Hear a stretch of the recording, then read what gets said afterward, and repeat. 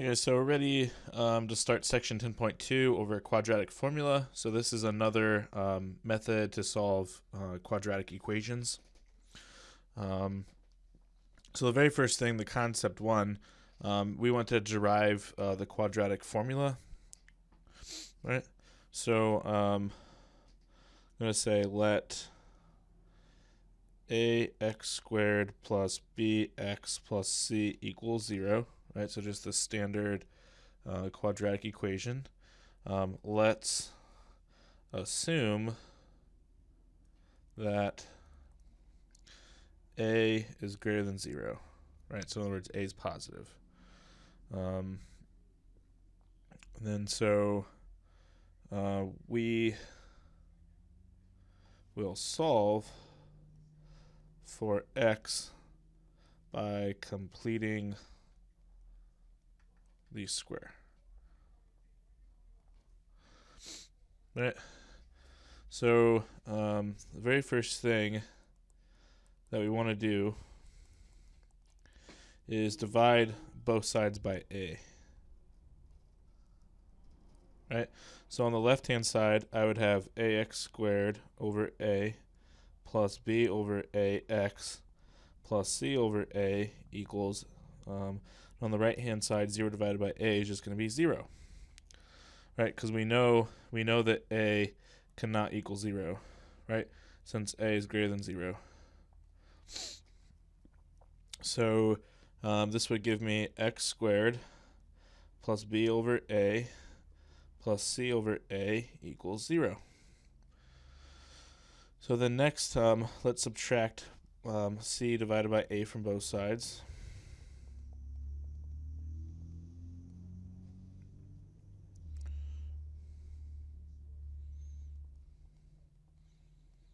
Right? So then now off to the side, I need to figure out what I need to add to both sides to complete the square. So remember, what you do is you take b divided by 2 quantity squared. Right? So like my b value, whoops, and there should be an x here, is this, b divided by a. So if I take b divided by a divided by 2 quantity squared, that gives me b divided by 2a quantity squared, which that is b squared over 2a quantity squared, which equals b squared over 4a squared. Right? So that's what I need to add to both sides. Right? So I can add b squared over 4a squared here, and then add b squared over 4a squared here. Right, so then what we have is x squared plus b over a times x plus b squared over 4a squared equals, and then I'm just going to change the order of, on the right side. Right, so we can get a common denominator of 4a squared, so I need to multiply top and bottom by 4a. So that gives me x squared plus b over ax plus b squared over 4a squared equals. So this would be b squared over 4a squared minus 4ac all over 4a squared. So now we have a common denominator, right? So what we get on the right side is b squared minus 4ac all over 4a squared. And then on the left, we can actually factor this to be x plus, well, that would be b over 2a quantity squared. So then, now what I can do is take the square root of both sides, and we have to remember to put a plus or minus on one side. Right? So then,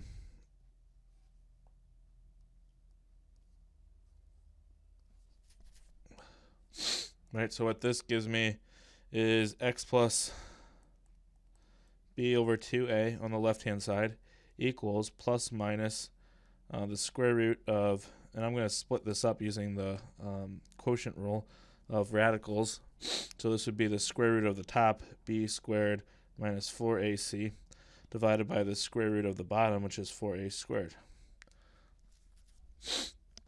Right, so it's important to note that 4a squared is 2 squared a squared, which is equal to 2a quantity squared. Right, so in other words, the square root of 4a squared is equal to 2a quantity squared, the square root of that, which is just 2a. Right, so then what we get is x plus b over 2a equals plus minus the square root of b squared minus 4ac all over 2a. And then I can subtract b divided by 2a from both sides, which gives me x equals negative b over 2a plus minus the square root of b squared minus 4ac all over 2a. So I have common denominator, so I can combine this to make this be x equals negative b plus minus the square root of b squared minus 4ac all over 2a, right? Which that is the quadratic formula, right? What we're trying to accomplish. And it turns out, right, so we assume that a is positive, and if a is negative, what you can do is just multiply both sides by -1, and this work would still work out, right? So sometimes what we say in mathematics when we're proving something is, without loss of generality, we'll assume that a is positive. A is bigger than 0.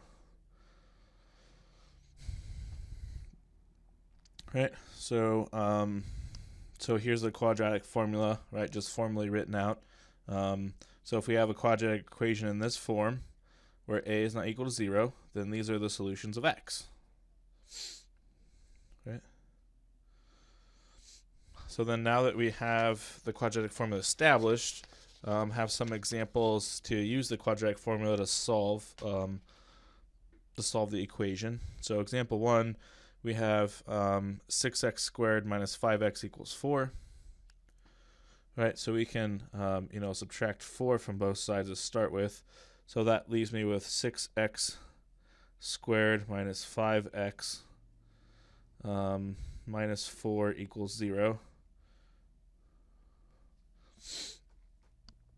Right, so that tells me that a is 6, b is -5, and c is -4, right? Because we're having the quadratic in this format. So we just need to identify a, b, and c. And then it's just a matter of plugging this in, right? So x equals -b plus minus the square root of b squared minus 4ac all over 2a.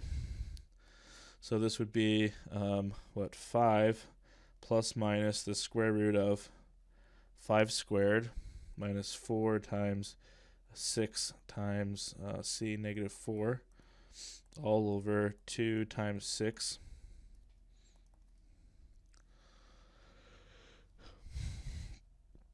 So then 5 squared is 25, right? And 4 times 6 times 4 is 96. So this gives me 5 plus minus the square root of 25 plus 96 all over 2 times 6 is 12. So then we can simplify underneath the radical. So 25 plus 96 is 121. And square root of 121 is 11. Right, so we fill that in. So that tells me that x equals 5 plus 11 over 12, or x equals 5 minus 11 over 12. Right, so 5 minus 11 is -6 over, over 6, we get -6 over 12, which is -1/2, right? And then over here, 5 plus 11 equals 16 over 12, which we can simplify that down to be, 4/3, right? I can divide top and bottom by 4. Right, so x equals 4/3, or x equals -1/2. Right. Right, so the next one, again, we want to get it in the format ax squared plus bx plus c equals 0, and then plug in a, b, and c into the quadratic formula, and then just simplify. Right, so very first thing, so let me just write down the problem. Very first thing is we just want to distribute the negative y through. So that gives me -y squared minus 4y equals 12. and then subtract 12 from both sides. And I get negative y squared minus 4y minus 12 equals 0. So then if I identify a is negative 1, b is negative 4, and c is negative 12, right? So x equals negative b plus minus the square root of b squared minus 4ac all over 2a. So the opposite of b would be positive 4. So I have positive 4 plus minus negative 4 quantity squared minus 4 times negative 1 times negative 12 all over 2 times negative 1.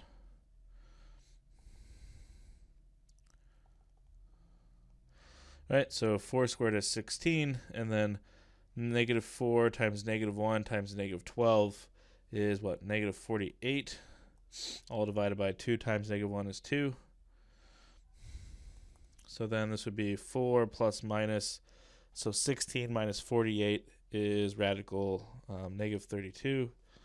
This is divided by negative 2. So then if we come off to the side here, 32 is equivalent to 16 times 2, right? So 16 times 2, I'm thinking that along the lines because that's a perfect square, right? So this would give me 4 plus minus. So it's important to note that, negative 32 is equal to negative 1 times 16 times 2. So I can split this up using the multiplication property of radicals to be the square root of negative 1 times the square root of 16 times the square root of 2 all over negative 2. So remember that this guy is just I. This guy is just equal to 4. So what we get is 4 plus minus 4i radical 2 all over negative 2. So then I need to divide both sides by negative 2, right? So I would have 4 over negative 2 plus minus 4i radical 2 over negative 2, which equals negative 2 plus minus negative 2i radical 2, right? But really I don't need this negative sign here because when I add a negative and subtract a negative, I'm still going to get these plus minuses back, right? So this is just the same thing as negative 2 plus minus 2i radical 2, right? So that's the solution, right? And if you wanted to, you could write it as a solution set, right, like this, right? Or of course, this would be the same thing as negative 2 plus 2i radical 2, comma, negative 2 minus 2i radical 2. Right, so remember this plus minus thing means both of them, right?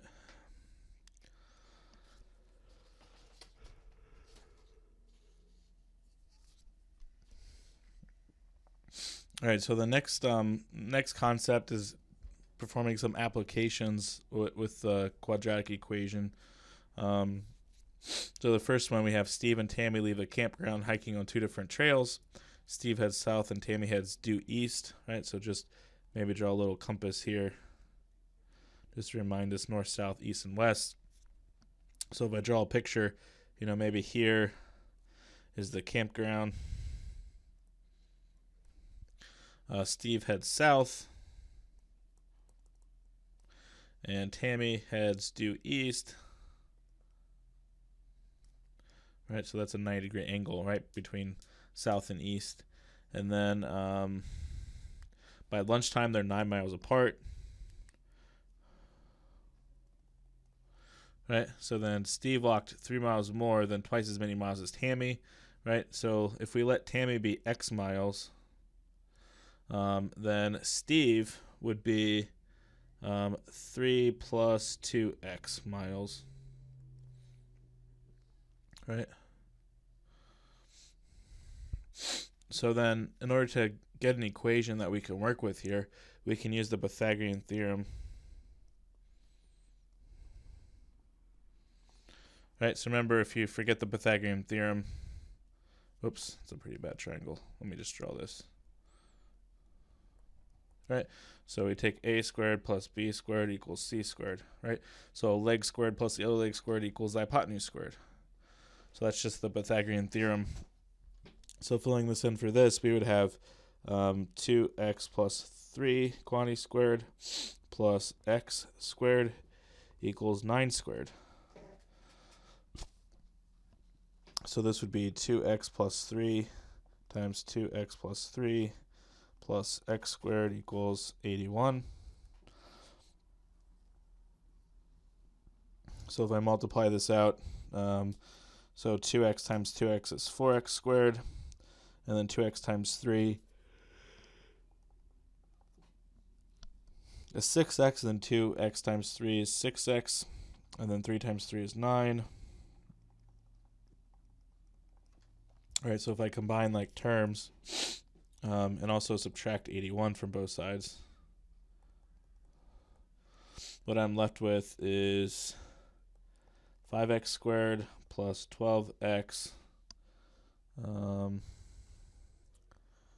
Let's see, 9 minus 81 is what? Minus 72 equals 0. So A is 5, B is 12,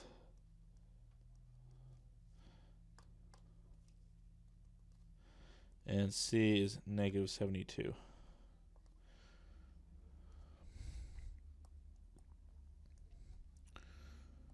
All right, so fill that in. We get x equals negative 12, right? Negative b plus minus the square root of b squared, so 12 squared, minus 4 times a, which is 5, times c, which is negative 72, all divided by 2 times a, which is 5. So this gives me negative 12 plus minus the square root of 144, and then 4 times 5 times 72 is, it'd be minus a negative, so plus 1440, all over 2 times 5, which is 10. Right? So this equals negative 12 plus minus the square root of 1584, all divided by 10. So if you plug this in your calculator, what you're going to get is that x is approximately 2.8 miles, or x is approximately negative 5.2 miles. So we're getting two solutions, but we know that x has to be bigger than 0, right, because it's a length. So this one we can throw out, right, because it doesn't fit like the implied domain, right? This is like an extraneous solution. So this is what x has to be, right? So remember, x went with Tammy, right? So remember, Tammy was equal to x, and Steve was equal to 2x plus 3. So Tammy went 2.8 miles.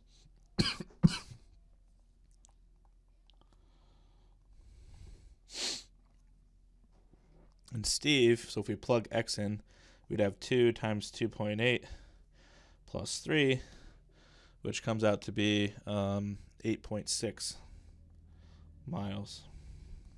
Right? So there's the solution for that problem, right? For each of those.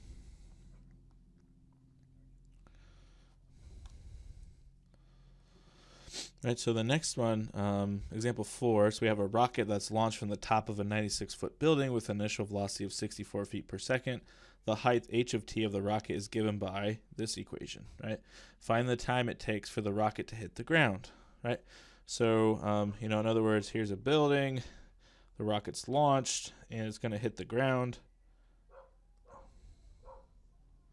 right? And then this is height of t after t seconds, right? So when the rocket is hitting the ground, it's important to note that h of t equals 0, right? So that's what we want to solve for. So in other words, if we plug 0 in for h of t, I would have 0 equals negative 16t squared plus 64t plus 96.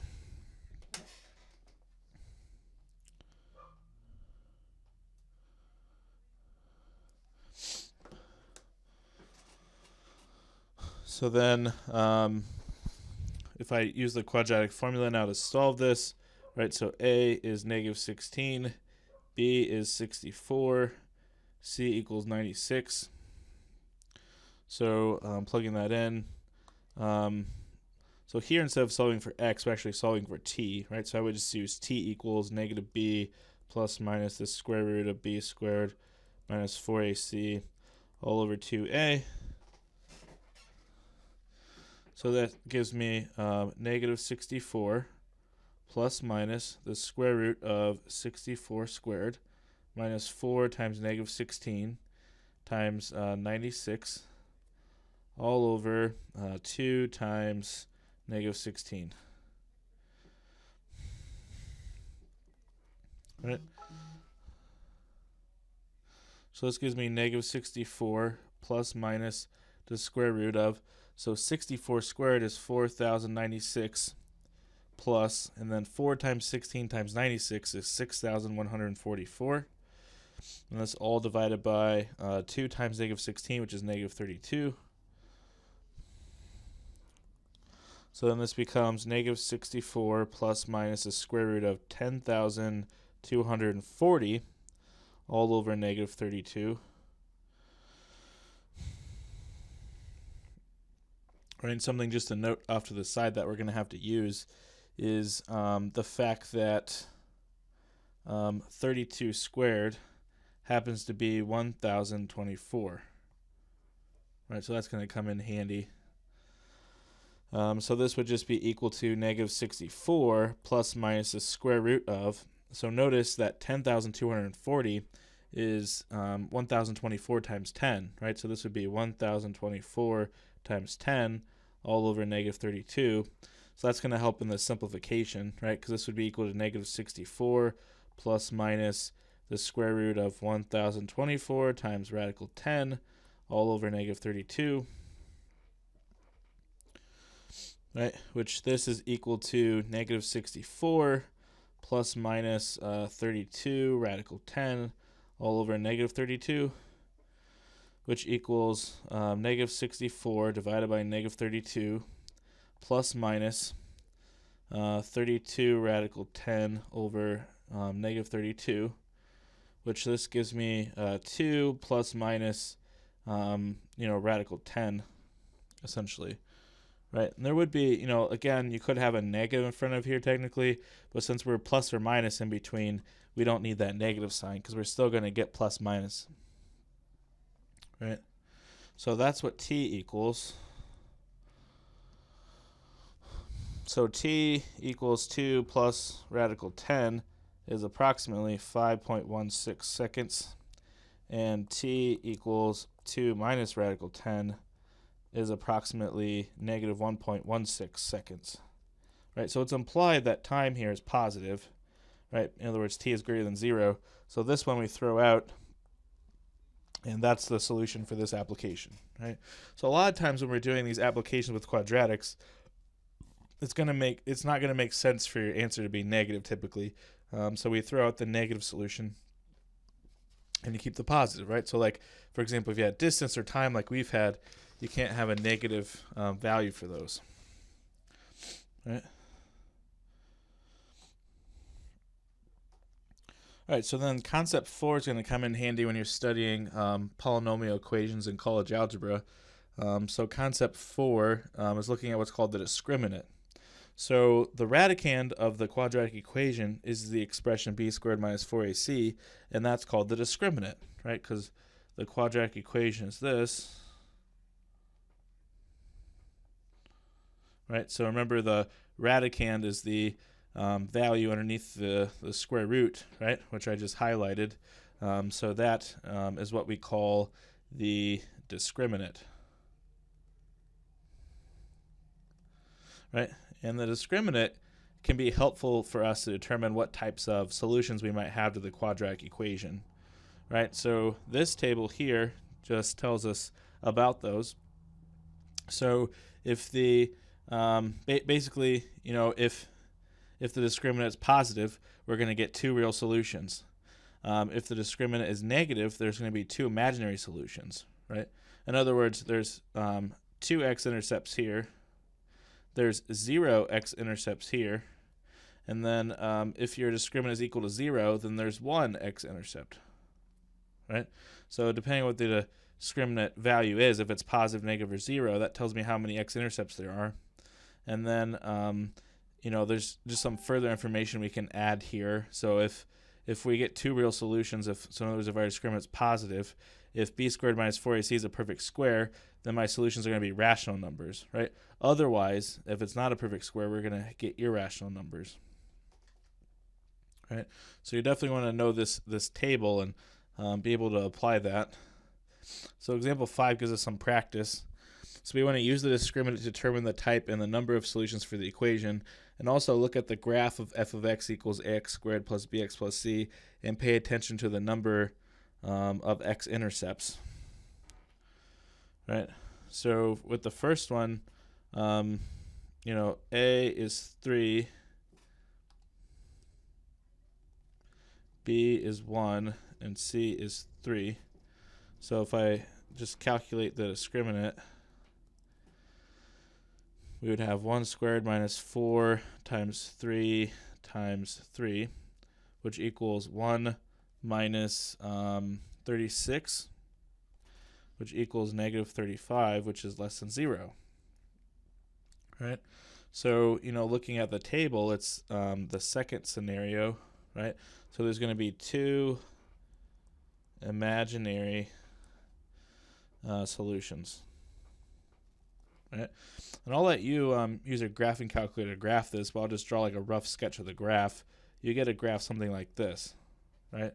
So notice here, this graph has 0 x-intercepts, right? Which is consistent with what I had written here, right? I said that there'd be 0 x-intercepts, right? So if we have 2 imaginary solutions, that means we're not going to have any x-intercepts, right? Because when we graph on the xy plane, right, those are all real numbers. So then the next one, we need to subtract 4t squared from both sides to get it in the format that we want. So that gives me 0 equals negative 4t squared plus 6t minus 2. So A is negative 4, B equals 6, and C equals negative 2. So then b squared minus 4ac equals 6 squared minus 4 times negative 4 times negative 2, which equals 36 minus 32, right? Which that equals 4, and that's bigger than 0, right? So that's the first scenario where we have 2 real solutions, and 4 is a perfect square. So specifically under the sub bullets here, we can conclude that these are going to be 2 rational solutions. Right? So then again, I'm just going to give you a rough sketch of the graph. You can graph it using Desmos or a graphing calculator, but here we would get 2 x-intercepts, right? Here and here.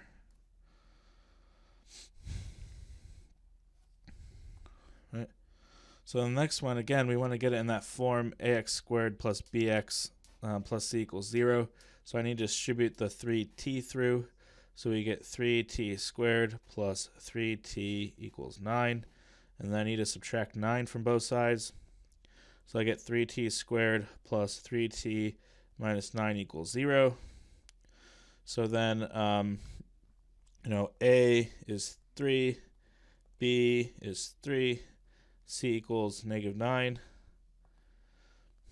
Right, so B squared minus 4AC would equal 3 squared minus 4 times 3 times negative 9, which this gives me 9 plus, that would be 108. So 9 plus 108 is 117, which is bigger than 0. So here, we're going to get 2 real solutions, but 117 is not a perfect square, so we can specifically say that we're going to get 2 irrational solutions. Right. And again, let me just do a rough sketch of the graph. we get something like this roughly. So there's going to be an x-intercept here and here. So we get 2 x-intercepts. All right. So then with this next one, something we could do to make this a little easier is I can multiply both sides by 6, and this would clear the fractions. So 6 times 2/3 would be, 4x squared, and then 6 times 2/3 would be 4x plus 1 equals 0. So A equals 4, B equals -4, and C equals 1. So if I plug this in to the discriminant, we get -4 squared minus 4 times 1, which equals 16 minus 16, which equals 0. So in this case, we know that we're going to get one rational solution, right, from that chart. So then if I go to graph this, what's going to happen is, in this scenario, let me try to draw this better, is your vertex of your parabola, right? This is your vertex, your minimum point, is going to be an x-intercept, right? So that's what gives me only one x-intercept, right?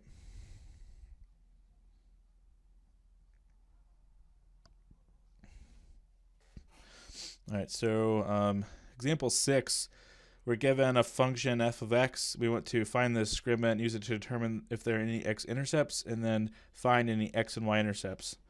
So b squared minus 4ac is a discriminant. So b is 5, a is 1, and c is 2. So this gives me 25 minus 8, which equals 17. So this tells me I have 2 x-intercepts, right, from before. Right back up here, right, I said if it's this scenario, you're going to have 2 x-intercepts, right? So then we want to actually find the x and y-intercepts. So let me find the y-intercept first. It's the easiest. To find a y-intercept, you let x equals 0, and you're trying to find the associated y value. So in other words, we're trying to find f of 0, which would be 0 squared plus 5 times 0 plus 2, which this is just going to equal 2. So the y-intercept is the point 0, 2. Right? So that's the y-intercept. And then for the x-intercepts, we're trying to find the x value when y is 0. So in other words, f of x equals 0. So that's going to give me 0 equals x squared plus 5x plus 2. All right, so that doesn't factor nicely, so we need to use the quadratic formula. So that gives me x equals -5 plus minus the square root of 5 squared minus 4 times 1 times 2 all over 2 times 1. So just filling in all those values for the quadratic formula. So we get -5 plus minus the square root of 25 minus 8 all over 2. So 25 minus 8 is 17.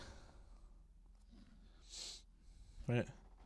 So then the x-intercepts that we get are -5 plus radical 17 over 2 comma 0. And -5 minus radical 17 over 2 comma 0. So those are the x-intercepts. Right, so we found the x and y-intercept. And we can't really simplify that, so we just leave that exact in that form. Right, so then lastly, number 7 on this page is just like that. So the discriminant, we get -3 quantity squared minus 4 times 2 times 5, which equals 9 minus 40. 9 minus 40 is -31. So since that's negative, we're going to get no x-intercepts, right? Remember, if the discriminant's positive, we get 2 x-intercepts. If it's equal to 0, we get 1 x-intercept. And if it's negative, we get 0, no x-intercepts. So we know there's no x-intercepts. so I can't find those. So the y-intercept, we're going to solve for f of 0. F of 0 is 2 times 0 squared minus 3 times 0 plus 5. Well, this term is 0, this term is 0, we're left with just 5. So the ordered pair for the y-intercept is the point 0, 5. Right?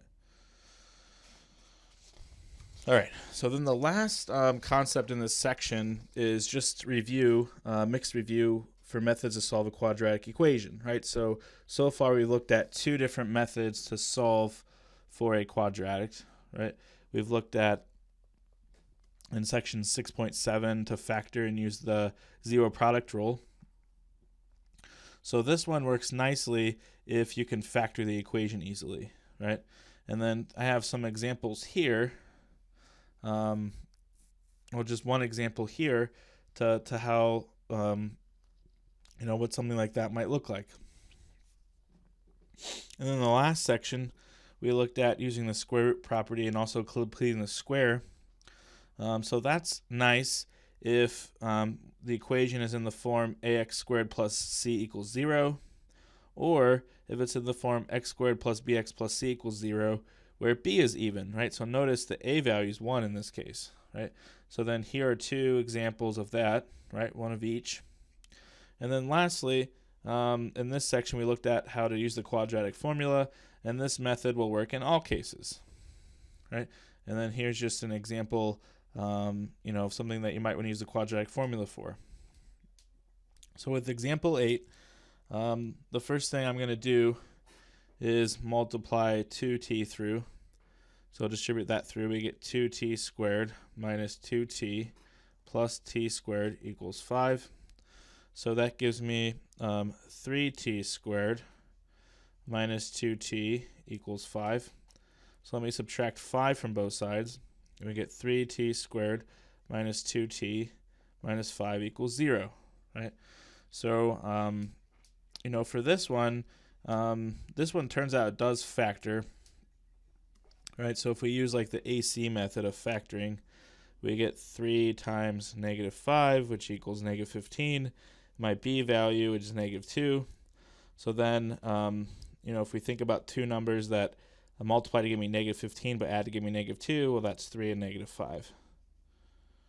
Right, so if I rewrite this middle term using 3 and 5, that could give me 3t squared plus 3t minus 5t minus 5 equals 0. Right, so these two things combine to give me the negative 2t. So then if I factor by grouping just the way they are, the first thing I can pull a 3t out of the first set. So that gives me t plus 1. And then here I can pull out negative 5, which that leaves me with t plus 1 again. So then if I factor this part out, we get 3t minus 5 times t plus 1, which equals 0. So then, by the zero factor theorem, right, I would have 3t minus 5 equals 0, or t plus 1 equals 0. So now if I just solve for t, so I get t equals 5/3. Or here if I subtract 1 from both sides, I get t equals negative 1.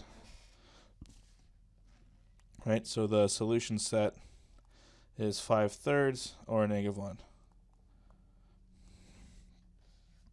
Right, so you could use the quadratic formula for this as well, or even completing the square could work too. Just depends on what you want to try. I think kind of the idea is if you can factor, that's probably the easiest way. If not, I would say most of the time people will use a quadratic formula after that, right? I don't know that a lot of people kind of go to using the completing the square method, but we needed to know the completing the square method so that way we could show where the quadratic formula comes from, right? So in any case, quadratic formula will work all the time, right? So in the next one, we have x squared minus 4x equals negative 7. So in this case, a equals 1 and b is even. Your b value, -4, is even. So here, the recommended method from our chart is to complete the square.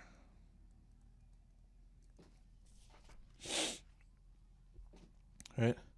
So b divided by 2 quantity squared is equal to -4 divided by 2 quantity squared, which equals 4. Right? So that's why I'm going to want to add to both sides. So this gives me x squared minus 4x plus 4 equals -3. The left-hand side factors to be x minus 2 quantity squared equals -3. So then I can take the square root of both sides, right?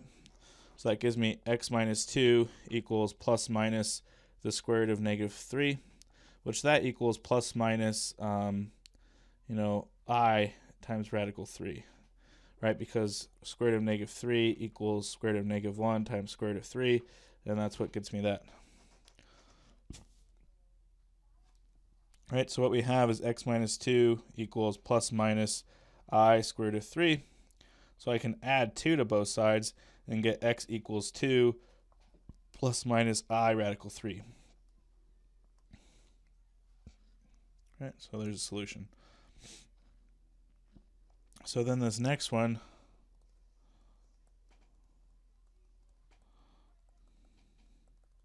what I can do is multiply both sides by 10 to clear the fractions. So that will leave me with 2x squared minus 8x plus 5 equals 0. So a is 2, b is -8, c is 5. So with this one, I'd probably use the quadratic equation. So we would have 8 plus minus the square root of -8 quantity squared minus 4 times 2 times 5 all over 2 times 2, which this equals 8 plus minus the square root of 64 minus 40 all over 4, which equals 8 plus minus the square root of 24 all divided by 4, right? And 24 is equal to 4 times 6.